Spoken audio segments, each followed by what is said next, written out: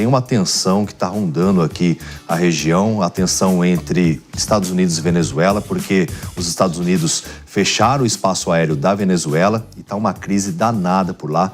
Vamos ao vivo com Eliseu Caetano, que vai trazer todos os detalhes para a gente. Bom dia, Eliseu. Há novidades em relação a isso? O Donald Trump se manifestou? Quais são as atualizações para que você possa trazer para a gente, então? Bom dia. Salve, salve, David Tarso. Muito bom dia para você, para os nossos amigos debatedores aí no estúdio do Morning Show e, claro, para todo mundo ligado, sintonizado aqui na programação da Jovem Pan. A gente volta a falar ao vivo, direto dos Estados Unidos, nesse momento 9 horas da manhã, com 1 minuto aqui na costa leste do país. Temperatura de momento no sul da Flórida na manhã desta segunda-feira, 20 graus Celsius. A previsão é de que seja uma semana com sol, entre nuvens e pancadas de chuva por aqui. Estamos acompanhando desde esse final de semana a elevação, mais uma vez, da temperatura entre Estados Unidos e Venezuela. A equipe de jornalismo de internacional da Jovem Pan não parou durante esse final de semana, acompanhando a evolução dessa escalada minuto a minuto. O que a gente tem de informação atualizada, de informação de momento, é o seguinte: o presidente da Assembleia Nacional da Venezuela, o Jorge Rodrigues, agora há pouco fez um pronunciamento oficial à nação, divulgou uma nota oficial através da VTV, que é a empresa de televisão estatal lá da Venezuela. Ele elevou o tom das acusações do governo venezuelano contra os Estados Unidos, acusou o Trump de usar uma narrativa fabricada de combate às drogas para justificar operações militares lá no Mar do Caribe. Rodrigues afirmou ainda em nota que não existe guerra declarada entre Caracas e Washington, mas mesmo assim as forças americanas têm atuado na região como se houvesse um conflito formal, o que ele classificou nessa nota de agressão direta. Segundo o parlamentar ainda, David, esse discurso antidrogas americano é apenas um pretexto político já desacreditado, segundo ele, dentro até aqui do próprio Estados Unidos. E ele questionou, inclusive, durante esse pronunciamento à nação, se há de fato algum dado concreto mostrando queda no tráfico internacional de drogas ou até mesmo no consumo de fentanil, cocaína ou de maconha aqui nos Estados Unidos. Segundo ele, os indicadores apontam para um aumento e não para redução. Acho que você quer me fazer uma pergunta, é isso, David? Na verdade, eu quero recepcionar só o pessoal que nos acompanha pelo rádio, Eliseu. Você estava contextualizando essa tensão entre Estados Unidos e Venezuela, que segue escalando com o fechamento do espaço aéreo promovido pelos Estados Unidos em relação à Venezuela. Só contextualizando, então, pode seguir, meu amigo. Bem-vinda a toda a turma aí da rádio, quem nos acompanha no dial da Jovem Pan Brasil afora. A gente segue acompanhando aí a escalada da tensão entre Estados Unidos e Venezuela. Agora há pouco, o líder o presidente da Assembleia Nacional da Venezuela, o Jorge Rodrigues, fez um pronunciamento oficial à nação e, segundo ele, esse discurso antidrogas americano é apenas um pretexto político já desacreditado dentro do próprio Estados Unidos, inclusive, segundo ele, que questionou se tem um dado concreto ou não, se caiu o número do tráfico internacional de drogas ou do uso de drogas aqui nos Estados Unidos. Para ele, inclusive, os indicadores apontam para um aumento e não para redução, mostrando que a Venezuela não teria nada a ver com isso. Rodrigues foi além durante esse pronunciamento, disse que a atual crise de consumo dos Estados Unidos de fentanil não tem qualquer relação com a Venezuela, porque, segundo ele, as rotas dessa droga não passam pelo país e são amplamente conhecidas. Então, segundo a nota oficial do presidente da Assembleia Nacional da Venezuela, tudo isso não passa de uma petranha para agredir o povo venezuelano, gerar instabilidade e promover uma mudança no regime. Vale lembrar que antes dele fazer esse pronunciamento oficial à nação e também de emitir essa nota oficial na qual nós do jornalismo da Jovem Pan tivemos acesso, David, o presidente dos Estados Unidos, Donald Trump, unilateralmente, ou seja, uma decisão somente dele, diretamente dele, decidiu fechar o espaço aéreo venezuelano.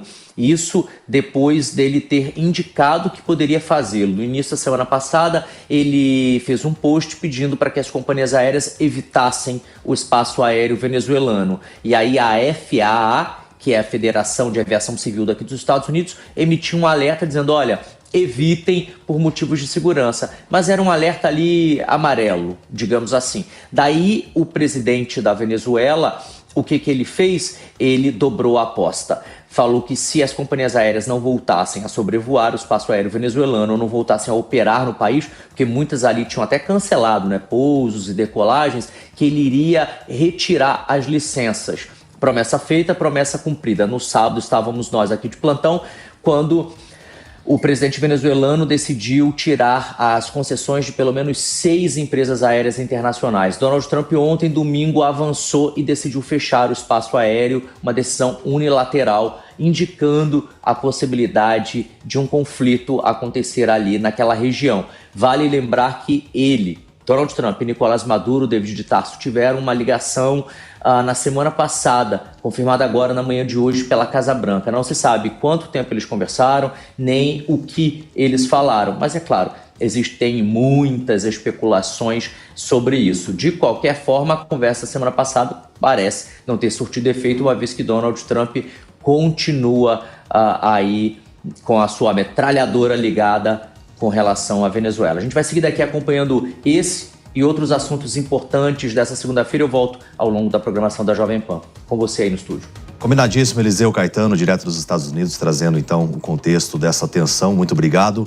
Agora, o que eu achei engraçado também, repercutindo aqui com a bancada, é que nessa ligação, pelo menos a publicação do The New York Times, o jornal, com grande credibilidade, claro, falando que Donald Trump conversou com o Maduro e nessa conversa o Trump teria convidado o Maduro para ir aos Estados Unidos, sendo que tem uma imposição contra ele, né? E até uma cabeça-prêmio. Quantos milhões mesmo que foi oferecido? Eita, foi atualizado, eu vou até apurar aqui quanto que estava, porque começou com 50, um valor, né? 50 milhões. Depois aumentaram o valor, eu acho que está em torno de 50 milhões de dólares a cabeça do Nicolás Maduro, ou seja, qualquer dica que ajude os Estados Unidos a prender o Nicolás Maduro. Então é realmente difícil e imprevisível saber se nessa ligação o Trump estava querendo atrair o Maduro para prendê-lo ou se ele ia ignorar os próprios decretos anteriores e receber o Maduro como um chefe de Estado.